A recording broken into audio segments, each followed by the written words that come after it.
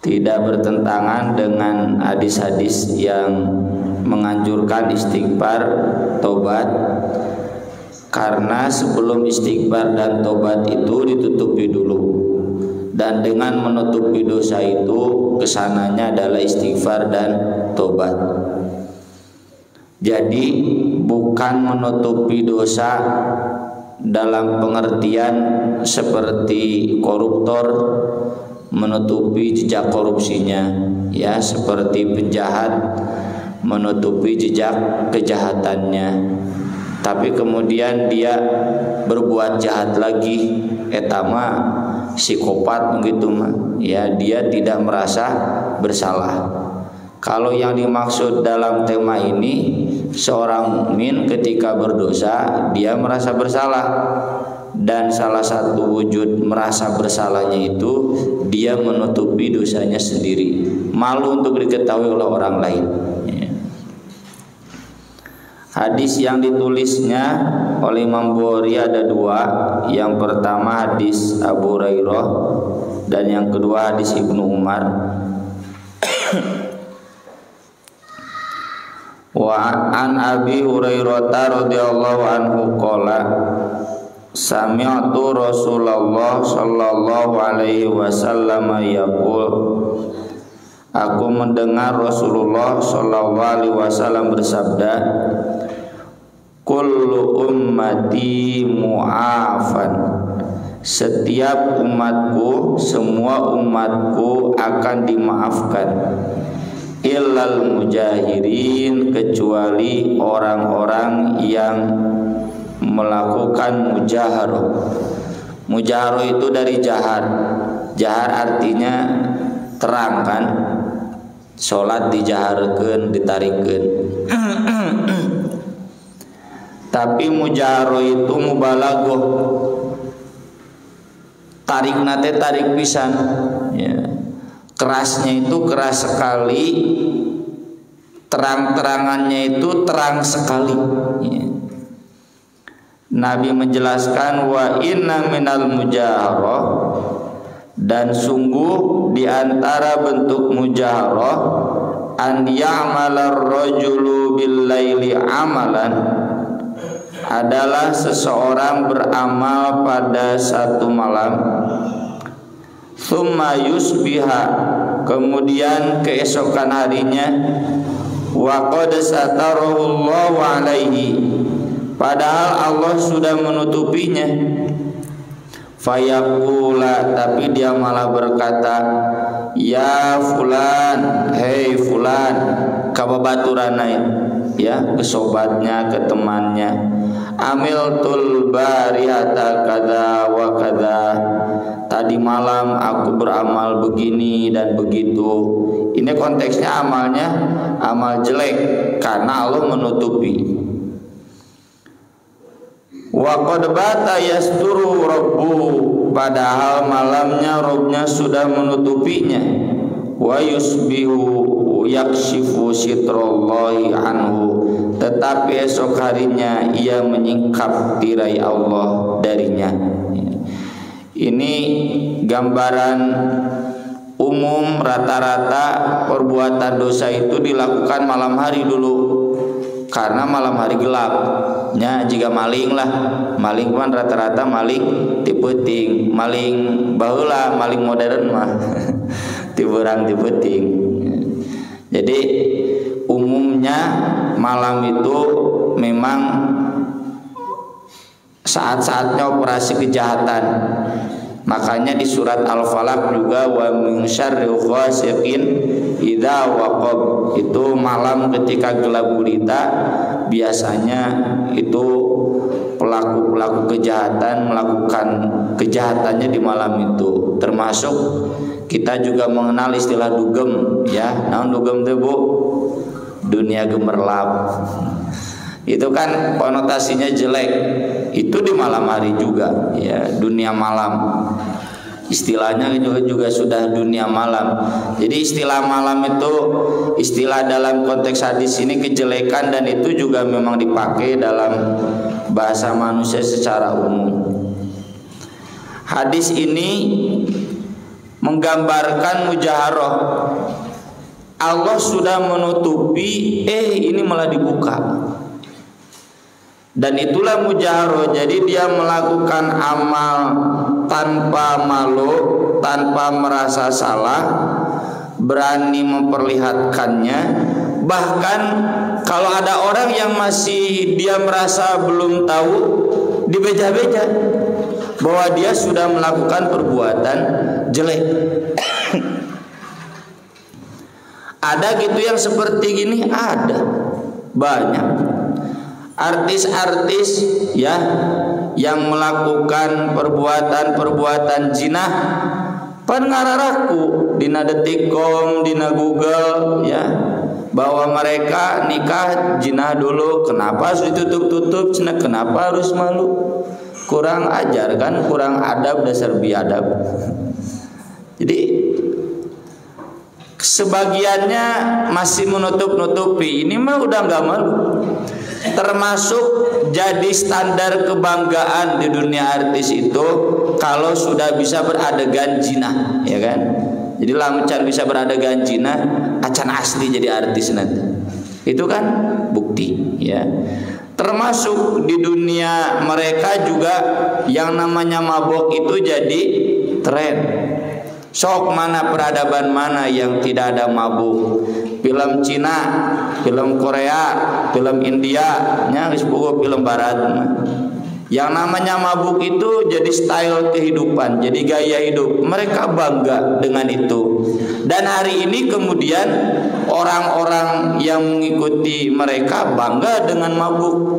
Makanya ketika ada perda anti miras teu didukung, cuma diusung oleh P3 yang awalnya, kemudian oleh PKS, sebagian oleh PAN, lainnya tengah dukung. Alasannya urusan minum saja diatur, itu mah bebas. Pemerintah mah catong ngurus urusan minuman, pemerintah mah urus tak cenah sembako, minyak goreng, nya ait keur urang minyak goreng urus. Minuman keras juga harus diurus. Jadi enggak malu lagi mereka terang-terangan melakukan mabuk itu dan melegalkan mabuk, enggak malu lagi. Atau yang tidak punya malu juga, kemarin anggota-anggota DPR yang mengesahkan undang-undang pencegahan kekerasan seksual. Bukan kita menolak kekerasan, menyetujui kekerasan seksual, tapi berdasar si Adi Armando itu mah, ya. Wah, cenah umat Islam cenah bodoh.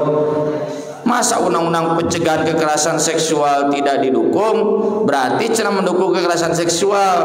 Manehnya sia. Bakat ukeul itu. Baik, ya lebaran kena oge. Maneh kita menolak bukan berarti menyetujui kekerasan seksualnya, justru kurang hukumannya. Masa hukumannya cuma diberhentikan jadi mahasiswa, ya, cuma 1 bulan 2 bulan. Hukuman kekerasan seksual dalam Islam itu hukuman mati, gantung, salib, potong tangan dan kaki secara silang, ya, merusak, ya. Jadi kudu diusut begitu mah. Kasarna aya di lembaga pendidikan ge usut dong, ditutup-tutup, ya. Kenapa? Karena memang itu perbuatan dolim yang ada memang hukuman pidananya. Apalagi yang melakukannya merasa bangga sampai meneror siswa-siswi gitu. Usut begitu harus. Kita nggak setuju dengan undang-undang pencegahan kekerasan seksual itu karena di sana dijelaskan kekerasan seksual yang akan dipidana itu adalah yang membuka pakaian lawan jenis tanpa sepersetujuannya, tidur dengan lawan jenis tanpa sepersetujuannya, mengambil foto syur tanpa sepersetujuannya. Konsepnya konsep seksual consent, istilah bahasa lagi nama kesepakatan seksual. Itu konsep barat. Karena di barat seksual itu kalau sepakat halal, kalau tidak sepakat haram. Itulah mengapa kenapa artis-artis bangga dengan zina jeung teu era weh. nya geus zina geus terciduk kumaha ge jongjon we merasa bangga. Kenapa? Karena bagi mereka kalau sepakat suka sama suka nggak jadi soal. Anu kitu zina lain. Zina. Dan kemudian anggota-anggota dewan yang tidak terhormat itu mengesahkan meski penolakannya bukan hanya dari umat Islam saja. Di wali gereja, di Hindu, di Buddha semua menolak. Ayo urusan zina mah kecuali miras memang agama-agama lain ada yang membenarkan. Tapi tanpa malu ya bapak kita juga bapak bapak pemimpin kita juga sampai termasuk ketua DPR-nya meneteskan air mata. Ini cenah dari tahun 2006 saking kulila hayang ngesahkeun undang-undang eta ayeuna mah bisa disahkan. Jadi enggak ada perasaan malu, bangga dengan perbuatan-perbuatan itu. Dan di sini saya tidak dalam posisi ghibah yang haram. Orang yang sudah melakukan mujaharah itu halal digibah. Contohnya Firaun, Haman, Korun. Allah berarti ngagibah Firaun. Allah ngagibah Korun. Itu halal karena mereka sudah melakukan mujaharah. Bahkan harus dijelaskan. Kenapa? Agar orang-orang tahu mana yang hak, mana yang batil. Agar mereka punya furqan, ya pegangan mana yang benar, mana yang salah. Termasuk Ade Armando nya bae sebutkeun we. Eta gering keneh kamari kumaha ngomongna? Ada kan? Yes. Sok laju Ade Armando. Aya abdi mah tara nonton bu eta muka Google aya wae sikehet teh nya pangluhurna. Mohon maaf cenah umat Kristen, maafkan kami umat Islam karena banyak yang intoleran, kurang ajar. Ainu loba dosa teh umat Islam ke orang Kristen ke umat Islam. Apakah kita mayoritas melakukan tirani atau sebaliknya? Di Indonesia itu tirani minoritas kepada mayoritas. Yang banyak ditindas minoritas itu minoritas Muslim di Kristen atau minoritas Kristen di Muslim. Buka atuh datana. Nu kitu itu nyaho. Nu kuduna mentampura sama orang Kristen yang sudah menjajah 350 tahun kaum umat Islam. Ada dalam sejarahnya umat Kristen menggelorakan pemberontakan ke penjajah moal. Bahkan yang sekolah-sekolah di barat juga henteu jika Budi Utomo. Loh Soekarno Hatta memang kita akui mereka berjuang menggelorakan kemerdekaan. Budi Utomo mah tidak. Hari Kebangkitan Nasional Budi Utomo mahasiswa-mahasiswa UI, dulu UI masih Universitas Belanda. Mereka tidak menyuarakan kemerdekaan. Kenapa? Karena mereka budak-budak Belanda. Ya, mun di Aceh mah hulu walang gitu. Ini nu kitu wae teu, apalagi orang-orang yang memang beragama Kristen. Sok papai pahlawan Indonesia di Aceh nepikeun ka Maluku, ya ada Papua mata apa. Ya. Itu semuanya pahlawan Islam. Jadi siapa nih yang menindas, siapa yang ditindas? Nah umat Islam yang tahampura ke orang Kristen. Lebih banyak mana di sisi jalan gereja, masjid. Ya sepanjang pagar sih sisi jalan gereja, masjid, ayah masjid sisi jalan. Gereja masih berhiji lah, wihara. Ya. Ini dasar. Dan dia mengatakan itu tanpa malu. Bos ditonjokkan ogenya geus bararangap. Ngeyel kene we ngomong kaira. Jadi ini orang-orang liberal yang tidak malu melakukan menyebarkan ide-ide liberalnya, orang-orang Syiah, ahli bid'ah, orang Ahmadiyah yang tidak malu dengan menyebarkan Ahmadiyahnya. Nah itu mau dihampura mujaharah. Terus ditutup-tutup ngaja dibukakeun. Ya. Mujaharah itu begitu. Meski di sini tidak ada pernyataan seorang mukmin menutup, Yang ada kan justru Allah menutup. Ini menggambarkan Bapak Ibu Rahman Rahimnya Allah. Jadi kan di hadisnya kita nggak akan masuk surga dengan amal kita. Kita masuk surga itu dengan rahmat Allah. Karena di antara rahmat Allah itu dosa kita ditutupi ku Allah untuk nanti diampuni. Syaratnya kita tidak membukanya. Ini rahman rahimin Allah. Perbuatan dosa kita itu Allah menutupi. Tidak ada yang tidak Allah tutupi.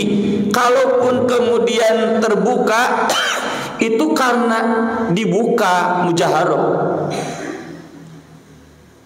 Karena Allah Subhanahu wa taala itu menutupi, dan seorang mukmin harusnya ikut ketentuan Allah itu. Ketika Allah menutupi, udah tutupi, tong sok dibuka gitu. Makanya Allah tidak akan mengampuni. Mun Allah bobotoh ku aing geus ditutupan sia, ku sia bet dibuka teman gitu. Eta mah lagu naon nu subam. Ku abdi ditutup, ku anjeun dibuka. Jadi we cenah lawangna rusak salilana. Oh nining mah idau. Abdi mah apal dulu sumbang we. Nah itu jadi Allah itu Rahman Rahim. Meski kalimatnya Allah menutupi, ini Imam Bukhari pakai fikih, berarti orang mukmin harus ikut menutupi apa yang Allah tutupi, tong dibuka. Maka dari itu sungguh bodoh kita kalau tahu orang lain berbuat dosa, kurang dibukakan. Allah saja yang menciptakan dia, Tuhannya dia, yang berwenang menyiksa dia, menutupi. Hari kita yang gak punya wewenang menyiksa, gak punya wewenang menilai dosa, kurang dibuka-buka. Ulah ya. Maka dari itu ini pembelajaran ada bagi kita semua. Kalau kita tahu ada seseorang yang bersalah, ya sudah, repeh. Gak usah hayang ngobrolkeun. Naonnya eta kamari padahal geus apa. Nah, tapi hayang ngobrolkeun. Ulah atuh sarepeh. Kenapa? Malu. Coba kalau kita yang berbuat dosa sama. Kita kan malu kalau dibahas. Ya. Apalagi ini di dunia jamiah, ya. Mulai dari PJ sampai KPP sok aya we. Ya, sebutlah kasus-kasus. Naon geus lah. Baik tong hayang apal gitu. Prinsip kita, adab kita begitu. Udahlah, tong hayang apal. Karena nungaran di jamiah mah Pak jalma saroleh matak di jamiah oge. Ya, matak ahli masjid dia saroleh. Kalaupun ada perbuatan salah, itu pasti tidak disengaja dan dia pasti ingin menutupinya, melupakannya. Maka kita harus ikut membantu. Jadi kalau kita tahu ada jamaah yang salah di Al-Furqan misalkan, udah tong disebar ke tutupan, saling menutupi. Tentunya bukan berarti kemudian setiap perbuatan kriminal yang berdampak dolim kepada orang lain ditutupi. Orang dolim kan berhak membela diri, ya. Dan pembelaan dirinya itu tidak dijadikan dosa, ya. Innamas sabiru 'alal ladzina wala man intasara ba'da dzulmihi faulaika ma'alaihim sabil. Orang yang membela diri, membalas sesudah dia dizalimi, dia tidak berdosa, ya. Jadi kalau konteksnya ini ada yang dizalimi, kita harus berjuang, ya, minimal mengislahkan. Tapi kalau ini dosanya dosa pribadi, dosa kecil, naon, ya misalkan kaburangan, ya, sholat subuh atau tara mayar iuran anggota, geus repeh we teh membayar ketua jamaah. Jadi kumaha atuh dah. Saya yakin itu tidak disengaja meureun. Duh kai tidak disengaja dari tagih ku jamaah nya enggeus ditagih mamayar tara. Disebut teu mampu ngaroko bisa. Jadi kalau ada yang begitu ya udahlah tutupi. Itu kesalahannya kan, tiap orang punya kejelekan kan. Saya punya kejelekan, bapak-bapak, ibu-ibu punya kejelekan yang kadang kita sendiri tidak menyadarinya, tidak menyengajanya. Tapi kalau memang kita melakukan, kadang kita sadar itu salah, udah kita ingin juga tutupan ya. Termasuk dalam konteks pidana pun Nabi SAW menjelaskan unsur mujaharoh itu yang menjadi penyebab seseorang dihukum pidana. Maka dari itu dalam hadis Nabi menjelaskan, di bawah saya tulis, ijtanibu hadhil qadurat allati nallahu ta'ala anha. Jauhilah kotoran-kotoran yang dilarang Allah ini. Kotoran yang dimaksud di sini yang mendatangkan hukuman, kayak mabuk, zina, mencuri, korupsi. Faman alama biha falyastatir bisitrillah ta'ala. Siapa yang melakukannya hendaknya ia berlindung dengan penutupan Allah. Wal yatub ilallah, dan bertobatlah kepadanya. Tuh, jadi ayat syarat itu tobat. Dan tobat itu kan artinya pengakuan ya. Jadi kalau misalkan kita tidak sengaja atau terpaksa mengambil uang kenceleng kulantaran darurat pisan, misalkan budak ke rumah sakit ya, nggak punya uang, cokot teh duit kenceleng teh ya, sana nyontokinnya sana seandainya ya, itu kan perbuatan dosa ya, tetap harus mengakui salah dulu. Penanggung jawab kenceleng kan ketua DKM, ngomonglah ketua DKM jujur, iya mesti disedek-sedek kudu DKM teu ngaku, eta mah kena kehet ya, bukan menutupi. Itu mah berkilah, tidak mengakui dosa. Maksud menutupi dosa ini ada pengakuan dulu. Dia menutupi dosa karena merasa salah. Jadi dia ngomong, saya memang melakukan ini jujur. Ya udah, kalau udah ngaku, pokok ada kayak mutas tutup. Karena memang dia melakukannya dengan betul-betul terpaksa. Gantian kayak gitu. Kas DKM na aku ketua DKM nya berapa jamaah. Jadi wayana ketua DKM kudu menanggung. Fa innahu man yabdilana safhatahu, siapa yang menampakkan kepada kami lembaran kesalahannya, nukim alai kitab Allah Ta'ala, kami akan tegakkan hukum kitab Allah kepadanya. Jadi contoh, muda-mudi yang berzina, apakah wajib dihukum? Kalau dia merasa bersalah, udah tutupi dosanya, titik, selesai. Kalau dia tidak melakukan dengan mujaharah, tidak bangga mengumumkan, memberitahukan kepada yang lain, itu nggak akan dihukum di negara Islam juga, dan nggak boleh. Maka dari itu pernah Umar penasaran, katanya di satu rumah, saya baca di kitab Fiqh Daulah Syekh Yusuf Qaradawi ya, di satu rumah ada perbuatan munkar, yaitu mabuk-mabuk. Umar kemudian mengintip ya, karena Umar yang berani, dan kemudian memergoki. Ternyata oleh orang-orang yang mabuk itu, kami kan tidak melakukan dengan terang-terangan, Anda malah melakukan tajasus, jadi Anda yang salah. Umar pun mengakui kesalahannya, sudah ya.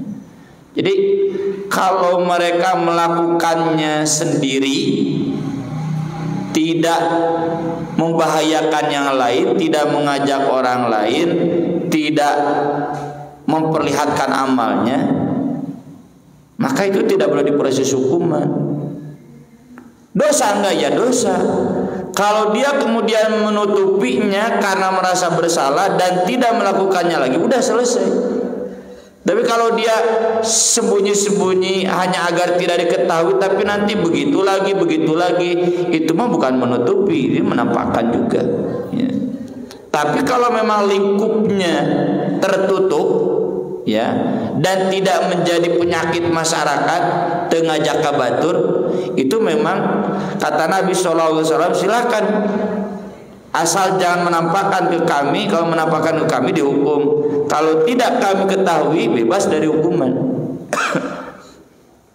Di Al-Quran sendiri Allah menjelaskan, illal ladzina tabu min qabli an taqdiru alaihim fa'lamu annallaha ghafurur rahim. Kecuali orang-orang yang tobat sebelum kamu dapat menangkap mereka. Jadi kalau sudah bertobat orang yang zina belum dihukum, ya sudah selesai.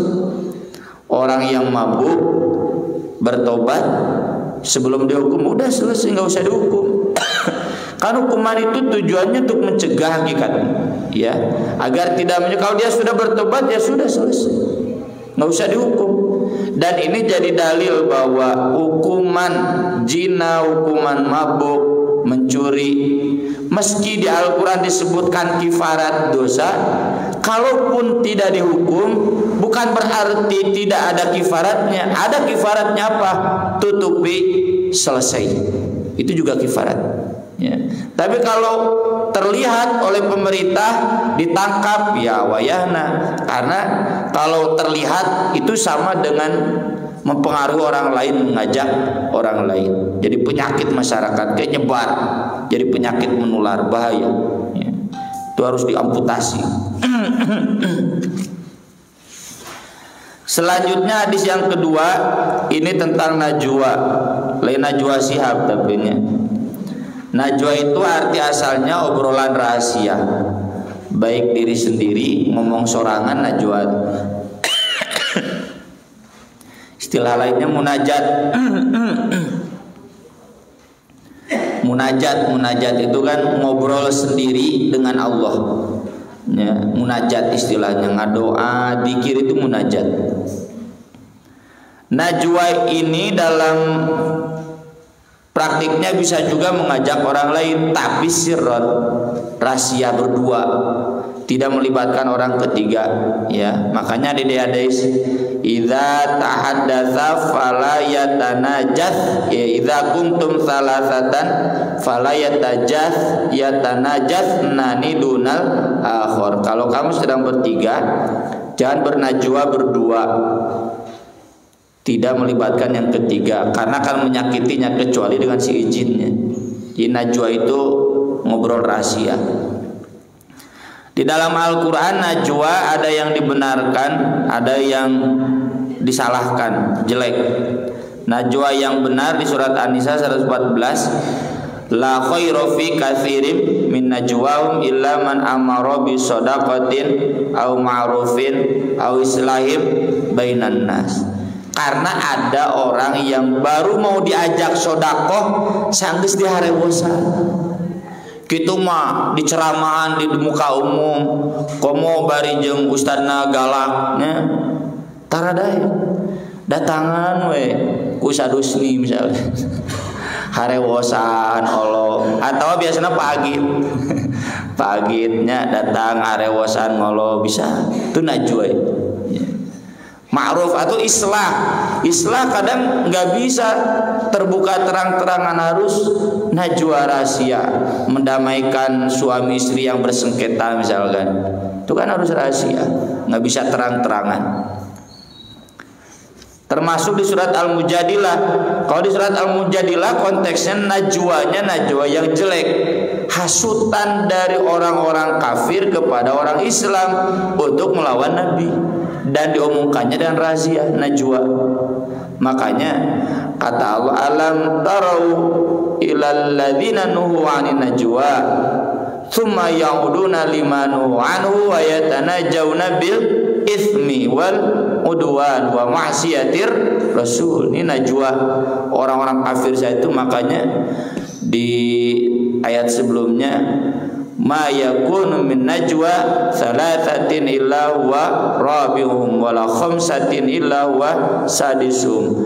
Kita harus yakin, ya, dalam najwa kita berapapun yang terlibat, Allah itu ada, agar kita tidak najwa yang jelek. Dan Allah kemudian memerintahkan boleh najwa asal wa tanajau bil birri wat taqwa. Adapun najwa yang disebutkan dalam hadis ini najwa khusus obrolan berdua antara Allah dengan setiap mukmin. Jadi nanti bapak-bapak, ibu-ibu, kita ada bilik khusus, tanda kutip biliknya.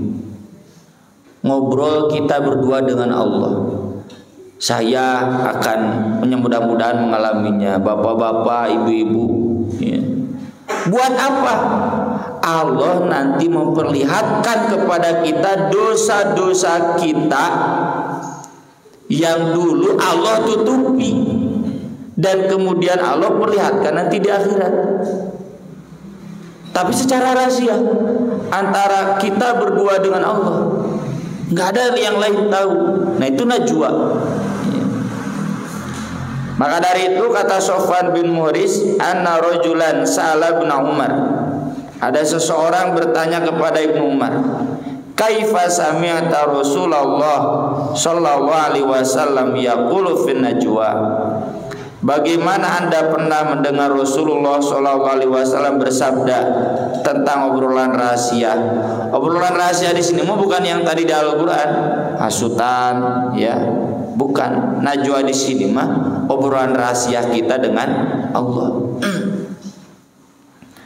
Ibnu Umar menjawab, Nabi SAW bersabda, yadnu ahadukum min rabbih.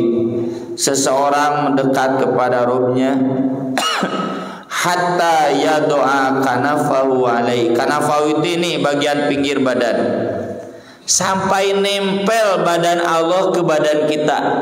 Ya, ini siga urang ngarewas pan gitu, nempel. Ya.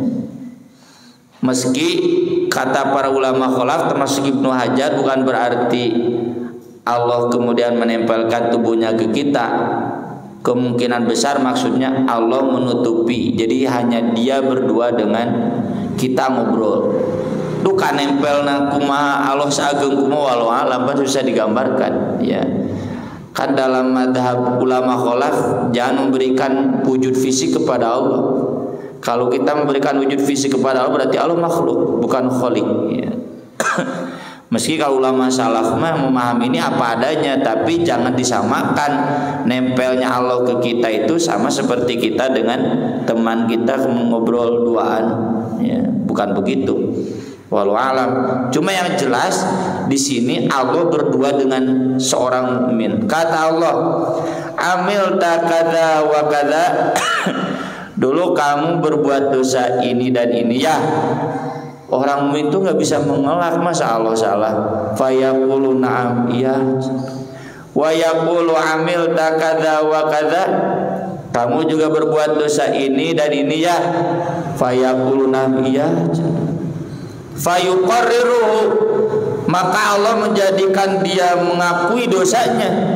Tsumma yaqulu, kemudian kata Allah, inni satartu alaika fid dunya, aku dulu menutupi untukmu di dunia, fa ana aghfiruha lakal yaum, dan aku akan mengampuninya untuk kamu hari ini. Nah inilah, jadi mengapa dosa kita yang ditutupi Allah untuk dibukakan agar nanti diampuni oleh Allah.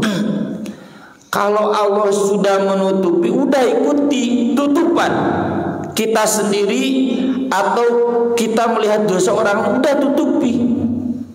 Kalau kita membuka tirai yang Allah tutupi, membuka sesuatu yang Allah tutupi, itu berarti menantang Gusti Allah. Apalagi dosanya dosa kita udah Allah tutupi, kurang dibukakan. Ini kan syarat ampunan dari Allah itu, kalau dulu yang Allah tutupi tidak dibuka. Dan orang itu mengakui dosa. Jadi menutupi dosa itu karena mengakui salah, malu, udah tutupi. Kalau orang memperlihatkan dosanya menunjukkan tidak ada malu, tidak ada perasaan bersalah.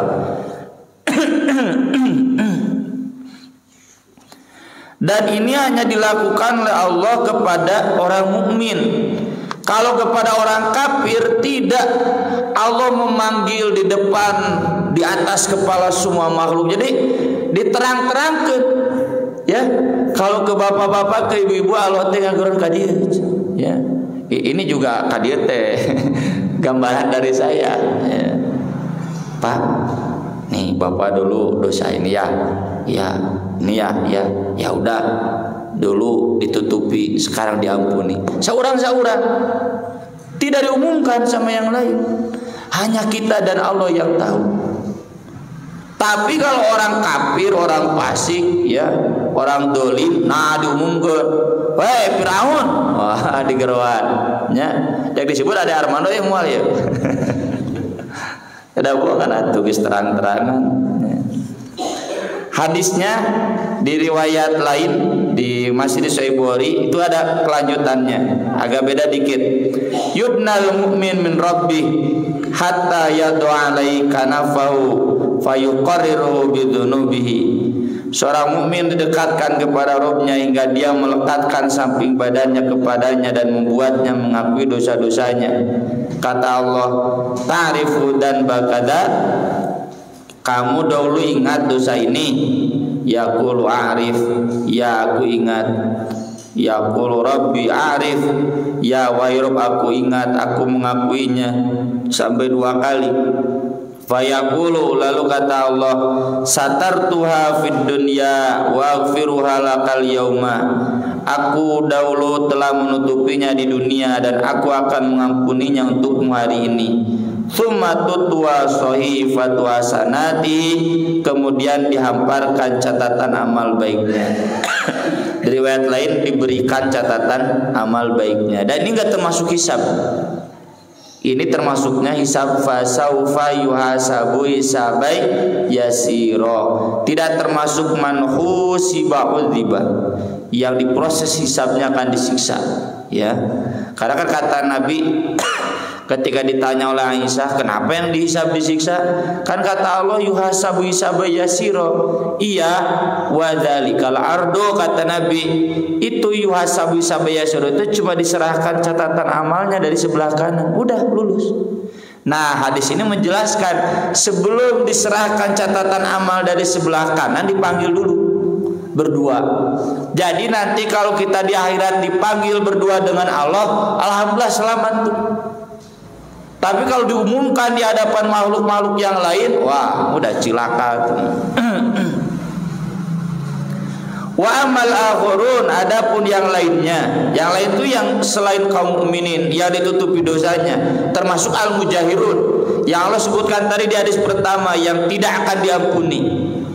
Awil kufar, atau orang-orang kafir, fayunada ala ru'usil ashhad, mereka akan dipanggil di atas kepala semua saksi. Saksi itu kan nabi, kaum muslimin, orang-orang soleh di tiap umat itu saksi-saksi. Haula'il ladzina kadzabu ala rabbihim ala la'natullahi 'alal zalimin. Ini surat Hud ya. Surat Hud halaman 3 kanan bawah. Nah, hadis ini dulu pernah dibahas sebetulnya, tapi zaman corona kajiannya online. Ada hadis lain yang Nabi menjelaskan orang itu ditahan dulu di jembatan antara surga dan neraka, lalu kisos dulu. Kisos itu balitungan amal. Dia pernah mencaci siapa, pernah menghina siapa, ya, pernah menggibah siapa. Nah, maka nanti amal baiknya digunakan untuk menutupi amal jeleknya. Hatta idza hudzibu wa nuqu, sesudah bersih, udzina fil jannah, baru diberi izin masuk surga. Ai macan teu langsung ngaharewos masuk surga. Kalau yang itu kenapa dibersihkan dulu? Maka Ibnu Hajar Al-Asqalani menjelaskan, berarti ada 2. Satu, dosa yang tidak melibatkan orang lain, yang tidak berupa zalim kepada orang lain. Ada dosa yang berupa zalim kepada orang lain. Nah, hadis Ibnu Umar tentang najwa ini konteksnya dosa yang tidak berupa zalim kepada orang lain. Ya, ngedul ngaji merenya, teu zakat, teu salat, teu saum, kan itu tidak zalim kepada orang lain. Teu haji, teu mayar iuran anggota, diasupkeun wae cenah eta. Ini kalau ditutupi di dunia berarti selamat, di akhirat pun ditutupi. Tapi kalau di dunia dia bangga dengan perbuatan dosanya, eta disiksa. Yang kedua, dosa yang ada kaitannya dengan dolim kepada sesama manusia. Ini berlaku kisos dulu, berhitungan amal dulu. Kalau amal baiknya cukup untuk menambal amal jeleknya, udah selesai, baru diizinkan masuk surga, mau ka neraka heula. Tapi kalau amal baiknya tidak cukup untuk menambal dosa gibahnya, fitnahnya, membenci orang lainnya, dolimnya, itu yang disebut dalam hadis muflis. Nah, muflis deh bangkrut. Amal baiknya habis, amal dosanya masih ada, maka akibatnya dosa orang lain ditindihkan kepada dia. Jadi double dosanya, dosa dia masih ada, dosa orang lain pun diberikan kepada dia. Muflis, bangkrut. Ini yang masuk neraka dulu, dan ini yang kemudian nanti dapat syafaat di neraka karena masih mukmin. Ini kan yang kita bicarakan mukmin, ya, mukmin.